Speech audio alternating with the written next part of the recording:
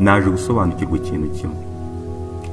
Kuva Adamu yakora icyaha, yarangiza yakumva imirindi y'Imana akajya kwihisha, kuva ubwo ikiremwa muntu nticyari bwongere guhagarara imbere y'Imana ngo cyumve icyo Imana ivuga, keretse ibyo Adamu yakoze bibanje gukurwaho. Kubera iki? Kubera ko imitekerereze y'umuntu iba yuzuyemo ibibi bye.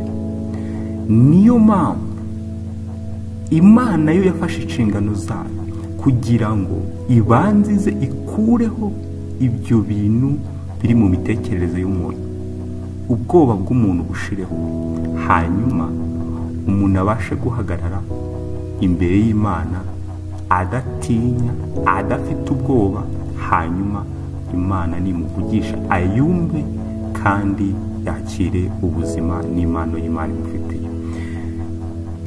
Iyo usomye izi nkuru neza, dore ikintu cyabaye. Bafashe umugore asambana, biravuga ngo baramuzana bamuta hagati, bamushyira hagati y'abamurega, hagati y'abamufashe, hagati y'abanditsi n'abafarisayo, hagati y'amategeko amutunga urutoki, wakoze ibi. Ikintu Yesu yakoze ni ikintu cy'agaciro, kibwiriza ubutumwa bwiza, gihishura ukuri abantu bose bakeneye kumenya. Yesu ngo nta nubwo yigeze yita ku bimurega. Niko byagenze Adamu amaze gukora icyaha. Ntabwo Imana yagumye ku ruhande ngo ivuge ntabwo negera Adamu kubera ko yakoze icyaha. Ntabwo aricyo cyabaye. Imana yerekanye n'umutima wayo w'urukundo ko yo yari igifite ubushake bwo kwegera umuntu. Ariko ikibazo, umuntu mu mutwe yari yuzuye imirimo ye mibi, ntabwo yabashaga kwegera Imana. Nicyo cyabaye ubwo bazanaga uyu mugore. Bibiliya ivuga yuko Yesu atigeze yita no kubimurega. Yesu ntabwo yari yitaye ku mategeko uyu mugore yishe, ntabwo yari yitaye ku bafarisayo bari kumutunga intoki bavuga ngo wakoze ibi, ari hagati yabo. No, ariko hari icyo Yesu yashaka kubigisha, ngo bakomeje kumubaza, bakomeje kumwereka umugore, ibirego bimaze biri kuba byinshi. Ntekereza ko uko bagomezaga kumubaza niko uyu mugore yarushagaho kujya kure.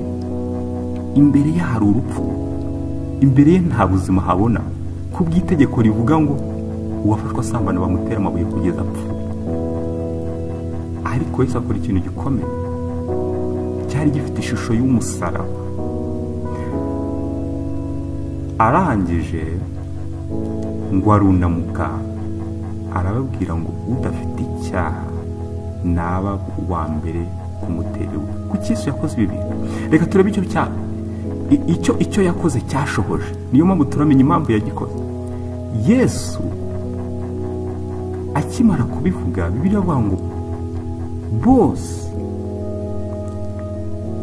ngo babibone batyo, ibyaha byabo birabarega, basohoka urusorongo, hasigara Yesu wenyine na wa mugore wari uhagaze hagati.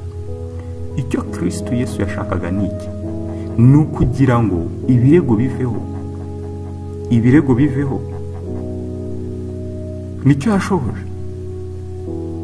Basohoka bose baragenda, hanyuma wa mugore asigarana na Yesu bonyine. Icyo nicyo Yesu yashakaga. Ariko nanone ntacyo byari bumarire uyu mugore gukuraho ibirego n'amategeko yari ahagaze iruhande rwose mu bafarisayo n'abanditsi, bareba buri kanyuguti bavuga ngo ndore n'aka kavuga gutya n'aka kavuga gutya kandi n'ibi yabyishe. Ntacyo byari bumumarire uyu mugore iyo aguma mu buhumyi no mu mwijima yari ahagazemo w'ibiteye isoni bye n'ikimwaro cye. Ntacyo byari bumumarire. Niyo mpamvu Yesu yateye intambwe ifite ikindi isobanuye. Aramubaza ati, kuki yamubajije? Si uko atabibonaga, ahubwo aragira ngo ahishurirwe ko ibyamuregaga bitagihari, ahubwo asigaranye na Yesu gusa. Niko kumubaza ati, wa mugore we, ba bandi bakuregaga bari hehe? Ntawe uguciriyeho iteka?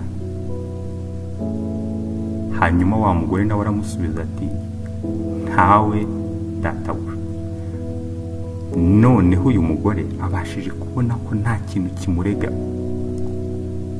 Suko imurega ndavuga ibimurega bishaka kumwicisha, bishaka kumuciraho iteka. Hanyuma ikiremwa muntu kimaze guhagarara imbere y'Imana cyangwa imbere ya Yesu, kibona ko byose byakuweho, noneho Imana ibasha kuvugana na wa mugore. Imana yavuganye nawe amagambo akurikira, iramubwira ati, nanjye singuciraho iteka, nanjye singuciraho iteka. Kubera iki? Iri jambo ntabwo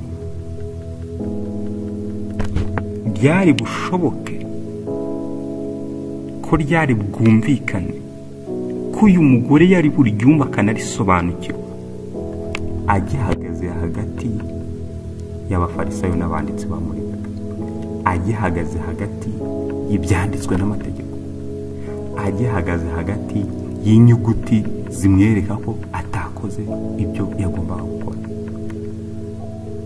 Ariko byose bimaze gukurwaho, akabona ko ahagararanye na Yesu bonyine, noneho abasha kumva ikimana bigaragara. Iyi ni ishusho y'Imana yakoze muri Kristo Yesu ubwo yashakaga ikiremwa muntu. Ntabwo Imana yari bwegera umuntu ngo abashe kumva, keretse Imana ibanjije gukuraho icyo umuntu abona kimubangamiye, imikorere, ibyaha bye, ikimwaro cye, ibiteye isoni bye, amategeko amurega. Ibyo iyi Imana itabasha kubikuraho, ntabwo umuntu yari bwegera Imana. Ntabwo umuntu yari bwegera Imana. Imana yashatse kwegera Abisiraheli.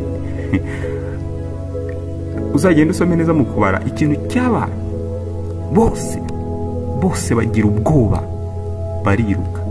Bati, Mose, genda uvugane n'Imana yawe, genda uvugane n'Imana yawe, uzutubwire, genda uvugane n'Imana yawe, hanyuma uzutubwire ibyo yakubwiye gukora, tuzabikora. Kubera iki? Kubera ko ubwoba nibwo budutandukanya n'Imana. Si uko Imana ibashaka gutandukana n'abantu, ntabwo Imana ibashaka gutandukana n'abantu. Imana iracyuzuye urukundo, iracyuzuye imbabazi, iracyuzuye kugira neza, ititaye ku byo umuntu yakoze.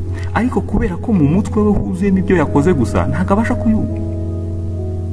Niyo mpamvu Imana yabanje gukuraho byose kugira ngo noneho umuntu abashe gutinyuka yinjira imbere y'intebe y'Imana.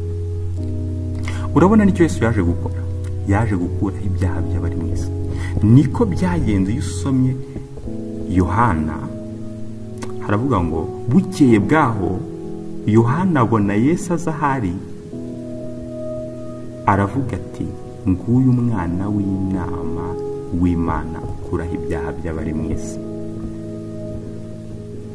Ikibazo uyu munsi abantu bafite ni, ese koko Yesu yakuyeho ibyaha by'abari mu isi?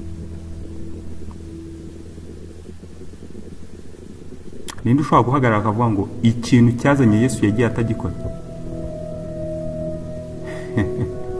Icyamuzanye ni iki? Yari umwana w'intama ukuraho ibyaha by'abari mu isi. Ushobora kuba hari abantu baracyakora ibyaha, kuki uvuga ko Yesu yakuyeho ibyaha gute kandi ibyaha bijyana? Icyo nicyo cyabaye rero. Ntago abantu babaye nk'uyu mugore ngo bahumuke babone ko ikintu cyabaye koko. Niyo mpamvu n'imbaraga z'ukuri zidashobora kuba mu buzima bwawe. Niko Yesu akimara gukora kiriya kintu yabwiye abafarisayo ngo namwe muzamenya ukuri, kandi ukuri niko kuzaba batuwe. Ruvuga ngo hari igikorwa cy'ukuri ariko hari no kubona ko ukuri guhari warangiza ukakwizera. Icyo gihe nibwo kwa kuri kukubatura. Urabona n'amadini yabwirije ibintu by'ubufarisayo, nukwereka umuntu ibibi, nukwereka umuntu ibibi, nukwereka umuntu ibibi, wakoze ibi biragenda gutya, aho kugira ngo kubwiriza abantu ko Kristo yakuyeho ibyaha by'abari mu isi. Ikibazo kigihari ni ese koko Kristo yakuyeho ibyaha? Iyo usomye Abaheburayo 1:3 haravuga ngo amaze kweza no gukuraho ibyaha byacu yicaye iburyo bwikomeye cyane iyo mu ijuru. Yohana avuze ko ari umwana w'intama ukuraho ibyaha by'abari mu isi.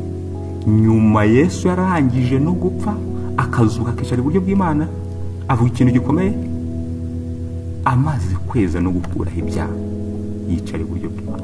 Bango yicaye amaze, iyo uvuze ngo amaze ushaka kuvuga igikorwa cyabanje kuba mbere y'ikindi. Niyo mpamvu uvuga ngo amaze gukuraho ibyaha noneho yicara iburyo bw'Imana. Ntabwo dushobora kwibaza Yesu yicaye iburyo bw'Imana? Yes. Yicaye amaze gukora iki? Gukuraho ibyaha by'abari mu isi. Icyazanye Yesu yaragishoboje, ahubwo abantu ntabwo bashobora kubona ukuri. Mwene data, niba unyumva neza ndagira ngo mbwire ikintu kimwe.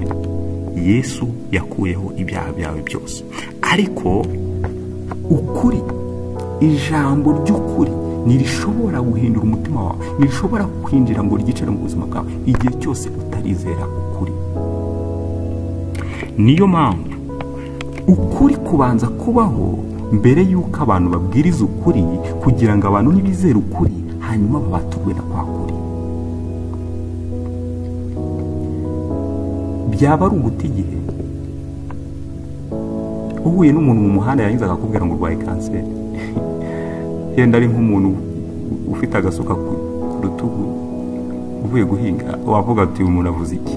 Ibi navuga ntabyaza muri se bibwiye ni. Ariko ibaze ugiye nko kwa muganga genda urwaye ibicurane,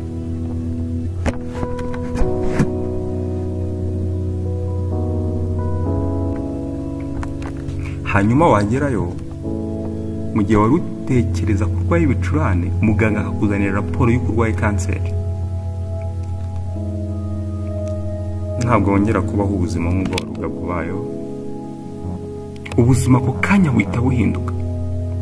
Ubwoba, urupfu ruri mu nzira yawe, yenda mu mwaka umwe cyangwa ibiri. Nta mipango y'igihe kirekire urongera kugira. Uratangira ubeho nk'umuntu nyine ufite ubuzima bw'igihe gito cyane. Imibereho yawe yose igiye kubaho ariko ishingiye kuri rya jambo dogiteri yakubwiye. Kubera iki? Kubera ko ni ijambo ryavuzwe n'umuntu ariko wizeye, uzi neza ko yavuze ibyo azi. Bityo uko kuri gutangira kwafekita ubuzima bwawe mu mibereho yawe yose kubera ko ryizewe. Niko Imana kuba yarakuyeho ibyaha by'abari mu isi, iyo umuntu atabyizeye nta mbaraga biba bifite mu buzima bwe.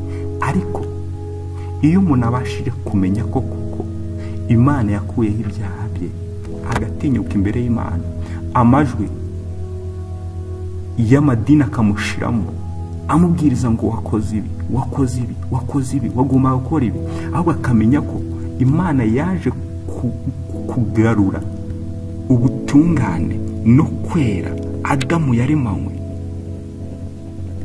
Imana ikongera ikabusubiza umuntu kugira ngo abashe guhagarara imbere y'Imana, atari kujya kwihisha hirya ngo atangire kwiboheraho uducocero tw'imirimo ye, agerageza kwiyambika, ahubwo agahagarara imbere y'Imana nubwo yambaye ubusa, azi neza 100% ko Imana yonyine ari ibasha kumwambika.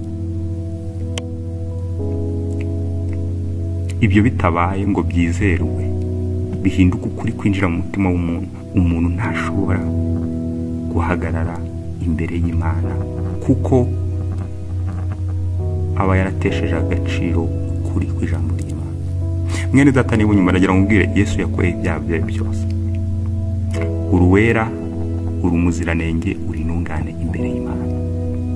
Ibyo Adamu yakoze byashohoje urupfu mu buzima bw'umuntu, byahinduwe ubusa n'igikorwa cya Kristo yakoze, akongera akagarura icyari cyarazimiye muri Adamu we. Imana yakigaruje kandi gisubiza umuntu muri Kristo Yesu.